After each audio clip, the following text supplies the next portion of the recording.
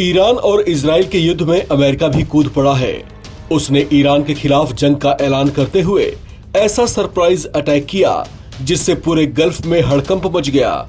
America ने Iran के खिलाफ ऑपरेशन मिडनाइट हैमर चलाते हुए उस पर भीषण हमले किए। उसके 3 एटॉमिक साइट्स को भी अपने B-2 स्टील्थ बॉम्बर्स से तबाह कर दिया। जिस दौरान अमेरिका इस पूरे ऑपरेशन को अंजाम दे रहा था, उस समय वॉर रूम में खुद अमेरिकी राष्ट्रपति डोनाल्ड ट्रंप मौजूद रहे और अमेरिकी फोर्सेस के हर मूव को मॉनिटर करते दिखाई दिए। ऑपरेशन मिडनाइट हैमर के तहत अमेरिका ने आधी रात को अचानक ईरान पर हमला कर दिया था। उसके सुपरसोनिक फाइटर जेट्स और बॉम्बर्स तेजी से अपने टारगेट्स की ओर बढ़े और ऑपरेशन को पूरा कर ईरान के हवाई क्षेत्र से बाहर निकल आए। अमेरिका के इस ऑपरेशन की कुछ नई डिटेल सामने आई हैं, जिसमें अमेरिकी एयरफोर्स ने ईरानी जमीन पर ताबड़तोड़ हमले किए।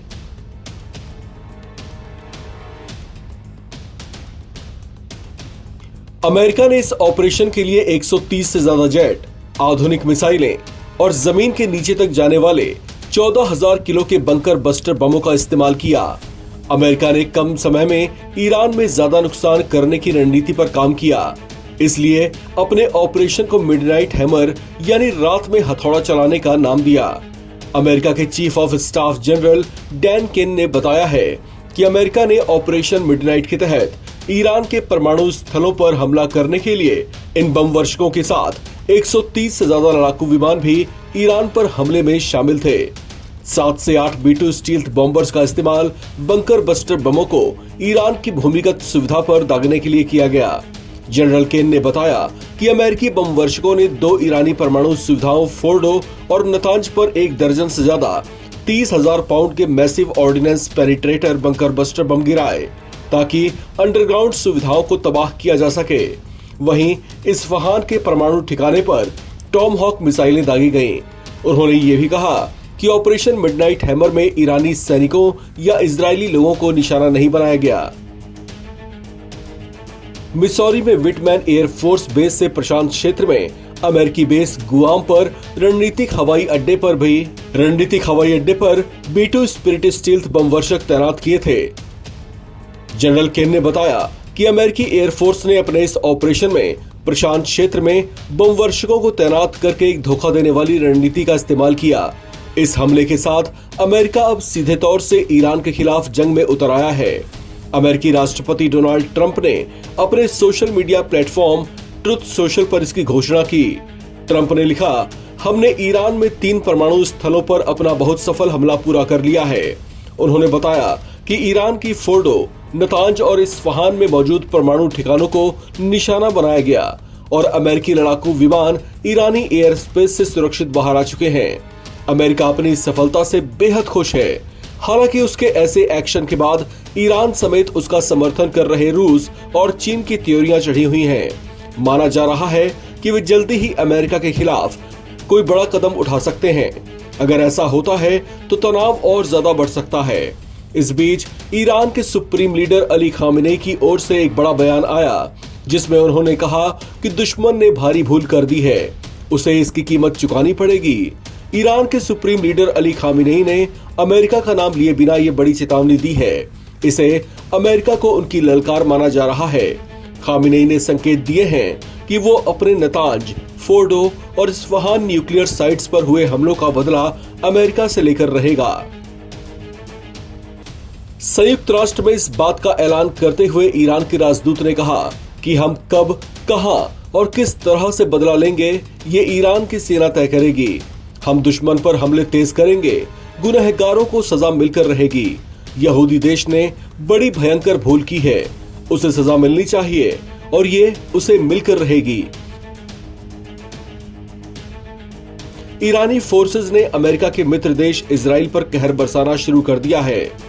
इजराइल पर यह हमले शुरू होने से ठीक पहले इजरायली प्रधानमंत्री नेतन्याहू ने अमेरिका के इस ऑपरेशन की जमकर सराहना की थी और इसे अमेरिका का स्वागत योग्य कदम बताया था। लेकिन अब ईरान ने अपनी पूरी ताकत से इजराइल पर चढ़ाई कर दी है। इजराइल पर ताकतवर मिसाइलों की बरसात हो रही है। हाई इंटेंसिटी वाले धमाकों से इजराइल के कई शहर दहल उठे हैं। ऐसा लग रहा है जैसे ईरान इजराइल को मिट्टी में मिला देना चाहता हो। तेल अवीव में सायरन बज रहे हैं।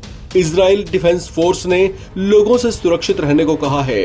इजराइल के कई हिस्सों पर एक साथ हुए हमलों से उसका एयर डिफेंस सिस्टम भी काफी हद तक नाकाम होता दिखाई दिया। शहरों में कई रिहायशी इलाकों, व्यवसायिक प्रतिष्ठानों और कई प्रमुख ऑफिस बिल्डिंग्स जोरदार हमलों से ध्वस्त हो चुके हैं।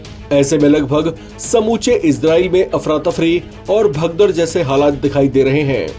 आपको बता दें कि अमेरिका ने दावा किया था कि उसने ईरान की न्यूक्लियर कैपेसिटी को तबाह और बर्बाद कर दिया है, जिसके बाद ये अटकलें लगनी शुरू हो गई थी कि ईरान का परमाणु संपन्न देश बनने का सपना टूट गया है। इस बात से ईरान बौखला गया और अपनी पूरी ताकत से ईरान ने इजराइल पर धावा बोल दिया है। ऐसा माना जा रहा है कि इस बड़ी कार्रवाई के बाद चीन और रूस भी उसके समर्थन में उतर सकते हैं। हालांकि यहाँ पर यह बात भी लगातार चर्चाओं में बनी हुई है कि अगर चीन और रूस प्रत्यक्ष तौर से इस युद्ध में उतरते हैं तो यह एक बहुत बड़े संकट की शुरुआत होगी, क्योंकि अमेरिका बिल्कुल भी नहीं चाहेगा कि उसके सामने रूस और चीन जैसी बड़े शक्तिशाली देश हों। अमेरिका एक तरफ यूक्रेन और रूस के बीच युद्ध की मध्यस्थता करने की कोशिशें कर रहा है, तो वहीं रूस ईरान के मुद्दे पर उसे आंखें भी दिखा रहा है। अगर दोनों देशों के बीच ये तनाव बढ़ता है तो इसका तनाव पूरे गल्फ रीजन में दिखाई देगा।